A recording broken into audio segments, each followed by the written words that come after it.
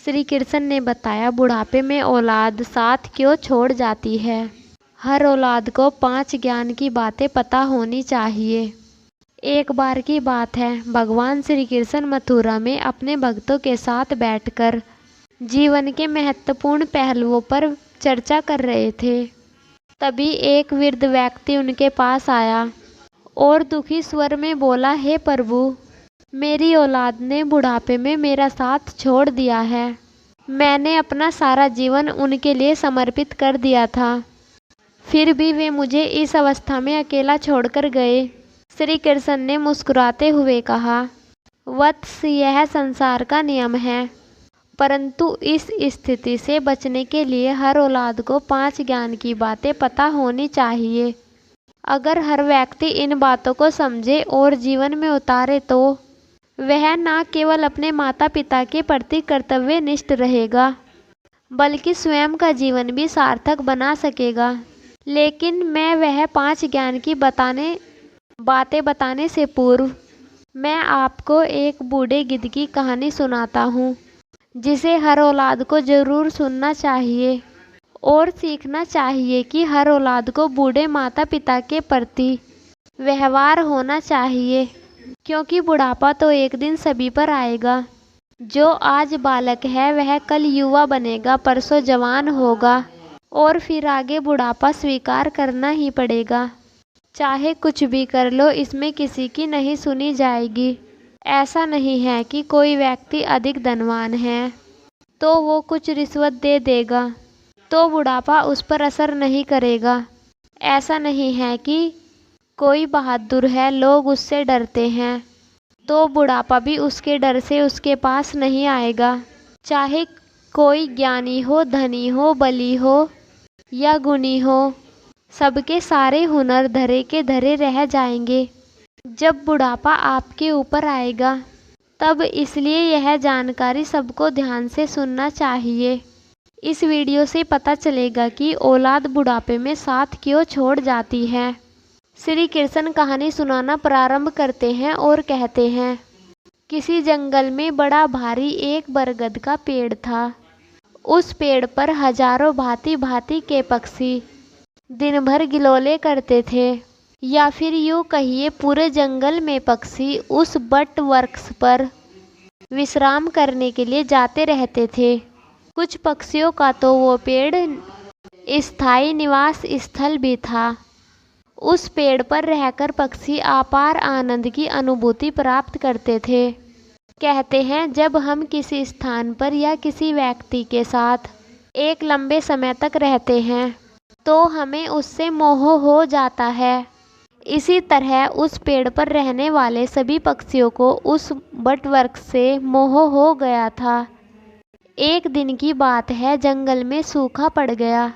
कई दिनों तक पानी नहीं बरसा। जंगल के बट वृक्ष सूखकर मुरझाने लगे तो वह बट वृक्ष भी पानी ना मिलने के कारण मुरझाने लगा। जब वह पेड़ पूरी तरह सूख गया तो उसकी डाली टूटकर नीचे गिरने लगी। उस पेड़ पर रहने वाले सारे पक्षी उस पेड़ को त्याग कर किसी दूसरे स्थान पर चले गए। केवल एक बूढ़ा गिद्ध उस पेड़ पर अकेला बैठा रह गया। उसने देखा कि पेड़ पर रहने वाले सारे पक्षी एक एक करके जा चुके हैं। कुछ पक्षियों ने उस बूढ़े गिद्ध से भी चलने को कहा, परंतु उस गिद्ध ने जाने से मना कर दिया। बूढ़े गिद्ध ने सोचा कि मेरा जन्म इसी पेड़ पर हुआ है, इसी पेड़ पर मैं खेल कूद कर बड़ा हुआ हूँ। मेरे जीवन के सारे दुख सुख इसी बट वृक्ष के नीचे हुए हैं। आज जब इसके ऊपर विपत्ति है तो मैं इसे विपत्ति में अकेला छोड़कर कैसे चला जाऊं? इस पेड़ ने मुझे पाल पोस कर बड़ा किया है, दुख सुख में मेरा साथ दिया है। मैं इस पेड़ का ऋणी हूँ। मैं मरकर भी इस पेड़ को छोड़कर नहीं जाऊंगा। वे लोग बड़े खुदगर्ज होते हैं जो बुढ़ापे में अपने माँ बाप को छोड़कर चले जाते हैं या परदेश में रहकर सुखपूर्वक जीवन यापन करते हैं, घर पर अपने वृद्ध जनों को भूल जाते हैं। ऐसी संतान के लिए धिक्कार है जो अपने माँ बाप के बुढ़ापे का सहारा नहीं बनती। सोचो, जब तुम असहाय थे, तुम्हारे माँ बाप ने तुम्हारा साथ छोड़ा था क्या? जब तुम बीमार हुए थे तब भी तुम्हें छोड़कर कहीं गए थे? जब तुमने किसी से झगड़ा किया और तुम संकट में पड़ गए, तो क्या तुम्हारे माँ बाप ने तुम्हें अकेला छोड़ा था?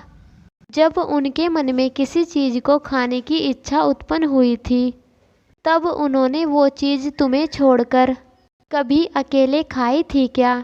आज वो बूढ़े हो गए तो तुम्हें उनसे घृणा होने लगी। तुम्हारे लिए उन्होंने इतना किया, तुम उनके लिए इतना भी नहीं कर सकते कि उनके बुढ़ापे की लाठी बन जाओ। मित्रों, बूढ़े गिद्ध ने मरते दम तक उस पेड़ का साथ ना छोड़ने की कसम खाई। कुछ दिन और बीते तो वह पेड़ बिल्कुल गुजर हो गया। उसे दीमक काटने लगी, लेकिन गिद्ध उसे छोड़कर फिर भी नहीं गया।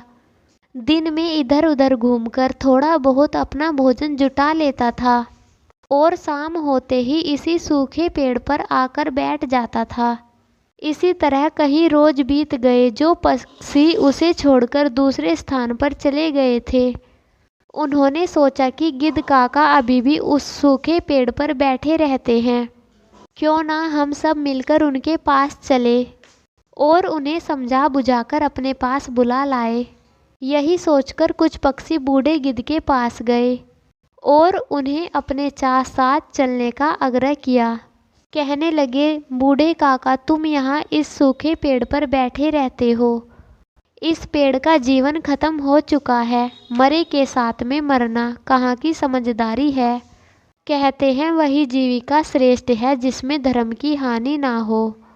वही देश श्रेष्ठ है जिसमें कुटुंब का पालन हो सके। यह पेड़ बिल्कुल खत्म हो चुका है। दीमक इसे खाए जा रही है।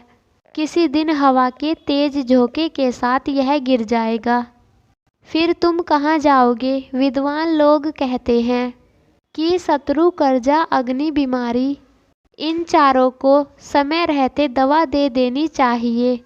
जो इनसे अपना समाधान नहीं करता वो बेमौत मारा जाता है। ठीक इसी प्रकार तुम्हें भी इस पेड़ को छोड़कर किसी खुशहाल स्थान पर अपना निवास बना लेना चाहिए। मित्रों, समस्त पक्षियों के समझाने पर भी बूढ़ा गिद्ध उस पेड़ को छोड़ने के लिए तैयार नहीं हुआ। कहने लगा, भाइयों, ये पेड़ मेरे माँ बाप के समान हैं। मेरे माता पिता मुझे जन्म देकर इसी पेड़ पर छोड़कर चले गए थे। उनके जाने के बाद मैं इसी पेड़ पर खेल कूद कर बड़ा हुआ हूँ। जीवन के सारे सुख मैंने इसी पेड़ पर पाए हैं। बचपन से लेकर बुढ़ापे तक का सफ़र मैंने इसी पेड़ पर तय किया है। अब इस मुश्किल घड़ी में मैं इसका साथ छोड़कर कैसे चला जाऊं? ये मेरी सबसे बड़ी खुदगर्जी होगी। कहते हैं, भक्त, सेवक और शरणागत, जो ये कहता हो कि मैं आपका ही हूँ, इन लोगों को संकट पड़ने पर भी नहीं छोड़ना चाहिए। जो इन्हें संकट में छोड़कर जाता है उन्हें बहुत बड़ा पाप लगता है। और जिसने आपका पालन पोषण किया हो, सुख दुख में आपका साथ ना छोड़ा हो, ऐसे माता पिता को छोड़ना तो वो जन्मधन्य अपराध का भागी होता है।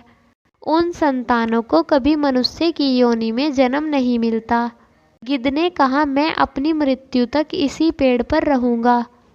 आप लोग जाइए यहाँ से। गिद्ध की बात सुनकर सारे पक्षी निराश हो जाते हैं और वे लौटकर वापस चले जाते हैं। कुछ तो कहने लगे, भैया, इस बूढ़े गिद्ध के साथ साथ इसकी बुद्धि भी सटिया गई है, इसलिए उसे हमारा समझाना अच्छा नहीं लगता। अगले दिन कुछ पक्षी फिर उसको समझाने के लिए आए, लेकिन गिद्ध ने जाने से फिर मना कर दिया। इस बार सारे पक्षी लौटकर अपने घर नहीं गए, बल्कि वे सभी मिलकर इंद्र के पास पहुँचे और उन्हें सारी बात बताई। कहा कि हे भगवान, हम जीवन में रहते हैं, वहाँ कई वर्षों से पानी नहीं बरसा है। पूरा जंगल पानी से शून्य है। पेड़ पौधे सब सूख चुके हैं। जंगल के सभी जीव जंतु जंगल छोड़कर दूसरे स्थान पर चले गए हैं। पर दुख की बात यह है, जिस बटवृक्ष पर हम लोग रहते थे उस बटवृक्ष पर एक बूढ़ा गिद्ध भी रहता था। हम लोग तो उस बटवृक्ष को छोड़कर चले आए, पर वो बूढ़ा गिद्ध उस पेड़ को छोड़कर कहीं नहीं जाना चाहता। पेड़ सूख चुका है, उसमें दीमक लग गई है, वो कभी भी गिर सकता है। हम लोग उन्हें समझाने के लिए गए थे, पर वो फिर भी उस पेड़ को छोड़ने के लिए तैयार नहीं हुए। वो कह रहे थे कि मरते दम तक मैं इस पेड़ का साथ नहीं छोड़ूंगा। इसलिए हे भगवान, आप स्वयं चलकर उन्हें समझा दीजिए, शायद वो आपका कहना मान जाए। मित्रों, पक्षियों के निवेदन को इंद्र ने स्वीकार कर लिया और इंद्रदेव उन पक्षियों के साथ उस वन में जाकर उस बूढ़े गिद्ध को समझाने लगते हैं। हे गिद्धराज, मैं देवराज इंद्र तुम्हें समझाने आया हूँ। यह पेड़ बहुत ही जर्जर स्थिति में पहुँच गया है। इसकी डालियाँ सूखकर टूट चुकी है। इस पर छाया के लिए एक भी हरा पत्ता नहीं बचा है और आप भी बूढ़े हो चुके हो। किसी दिन ये पेड़ गिर गया तो आपकी मृत्यु भी हो सकती है। इसलिए आप इस पेड़ को छोड़कर किसी सुरक्षित स्थान पर चले जाइए। इंद्र की बात सुनकर बूढ़ा गिद्ध कहने लगा, हे भगवान, एक बात बताओ, जब मेरा जन्म हुआ था मेरे माता पिता इसी पेड़ पर छोड़कर स्वर्ग सुधार गए थे। मैं जब छोटा था तो मुझे इसी पेड़ ने पाल पोस कर बड़ा किया है। मैं इसी पर खेला कूदा, जीवन के सारे सुख उठाए। इसी पेड़ पर रहते रहते मैं बूढ़ा हो गया हूँ। मेरा पूरा जीवन इसी पेड़ की छाया में बीता है। आज जब इस पेड़ पर विपत्ति आ गई तो मैं इसे छोड़कर कैसे चला जाऊँ। आप सब लोग यही कहते हैं कि विपत्ति आने पर गरीबी में अपने बंधुओं का साथ छोड़कर चले जाते हैं। मैं उन मतलबी लोगों की तरह नहीं हूँ। मैं मरते दम तक, आखिरी सांस तक अपने माता पिता के तुल्य इस पेड़ का साथ निभाऊंगा। गिद्ध का ऐसा अद्भुत प्रेम देखकर इंद्रदेव बहुत खुश हो जाते हैं और इंद्रदेव कहते हैं, मैं तुम्हें वरदान देना चाहता हूँ, बताओ तुम्हें क्या चाहिए। तब बूढ़ा गिद्ध कहता है, हे भगवान, यदि देना चाहते हो तो मुझे वरदान नहीं चाहिए। इस बरगद को वरदान दे दीजिए ताकि फिर से हरा भरा हो जाए, इसकी आयु बढ़ जाए। मैं तो वैसे भी बूढ़ा हो चुका हूँ, थोड़े बहुत दिनों का जीवन शेष बचा है। मेरे बाद इस पेड़ की छाया में हजारों पक्षी सुखी रहेंगे। सबका भला होगा तो मुझे भी खुशी होगी। गिद्ध की बात सुनकर इंद्रदेव ने उस बरगद के पेड़ को फिर से हरा भरा बना दिया। पूरे जंगल में पानी बरसा दिया। सारे जंगल के पेड़ फिर से हरे भरे हो गए। चारों तरफ हरियाली छा गई। जो जीव जंतु पशु पक्षी जंगल छोड़कर चले गए थे वे फिर इसी जंगल में लौटकर आए। सारे पक्षी फिर से इसी बरगद के पेड़ पर आकर कलकल करने लगे। सभी पक्षी उस बूढ़े काका गिद्ध की खूब सेवा करने लगे। उसके लिए भोजन पानी सब वहीं पर लाकर देते थे। मित्रों, इस प्रकार उस बूढ़े गिद्ध का शेष जीवन सुखपूर्वक व्यतीत हुआ। अब श्री कृष्ण कहते हैं, मेरी कहानी यहीं पर समाप्त होती है। अब मैं आपको 5 ज्ञान की बातें बताने वाला हूँ जो भगवान श्री कृष्ण ने बताई थी। नंबर 1, संस्कार और कर्तव्य का महत्व। श्री कृष्ण ने बताया कि हर औलाद को यह समझना चाहिए कि जिस माता पिता ने उन्हें इस संसार में लाने और पालने, संस्कार देने में अपना सर्वस्व न्यौछावर किया, इसलिए हर औलाद को यह समझना चाहिए कि उनके माता पिता को ने जीवन भर उनके लिए जो किया उसका कोई मूल्य नहीं चुकाया जा सकता। उनका सम्मान और देखभाल करना उनका प्रथम कर्तव्य है। नंबर 2, जीवन की सच्चाई। हर इंसान को यह समझना चाहिए कि जीवन का चक्र ऐसा ही है। आज जो युवा हैं वे कल वृद्ध होंगे और जैसे वे आज अपने माता पिता के साथ व्यवहार कर रहे हैं वैसे ही उनके बच्चे भी उनके साथ करेंगे। इसलिए आज जो बीज बोएंगे वही कल फल देंगे। नंबर 3, समय का चक्र। श्री कृष्ण ने बताया कि जीवन का समय एक चक्र है। जैसे जैसे हम बड़े होते हैं, हमारे माता पिता बूढ़े होते जाते हैं। जिस प्रकार उन्होंने हमारी परवरिश की, उसी प्रकार हमारा दायित्व है कि हम उनका सहारा बने। नंबर 4, श्री कृष्ण कहते हैं शहर और गांव की दूरी भी एक बड़ी वजह होती है। अगर बच्चा दूर रहता है तो वह अपने माता पिता से जुड़ाव खो देता है। नंबर 5, आध्यात्मिक जागरूकता। श्री कृष्ण ने अंतिम और सबसे महत्वपूर्ण बात कही कि जीवन का उद्देश्य केवल भौतिक सुख सुविधाओं तक सीमित नहीं है। आध्यात्मिक जागरूकता से ही व्यक्ति अपने जीवन का सही अर्थ समझता है और सही दिशा में चल सकता है। इससे वह अपने माता पिता और अपने परिवार के प्रति कर्तव्यों को ठीक से निभा सकेगा। तो मित्रों, आज की हमारी कहानी यहीं पर समाप्त होती है। अगर आपको कहानी अच्छी लगी हो तो कहानी अपने दोस्तों के साथ शेयर करें और कमेंट बॉक्स में जय श्री राधे कृष्णा अवश्य करें। वीडियो को लाइक करें और आगे ऐसी कथा देखने के लिए चैनल को सब्सक्राइब करें। फिर मिलते हैं ऐसी ही एक और कहानी के साथ। आपका बहुत बहुत धन्यवाद।